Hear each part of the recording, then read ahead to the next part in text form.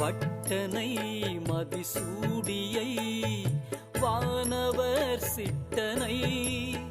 திரு அண்ணாமலையனை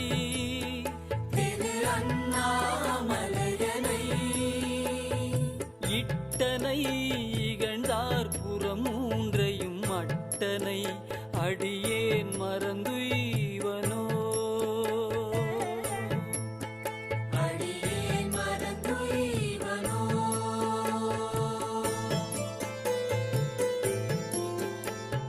வானனை மதிசூடிய மைந்தனை தேனனை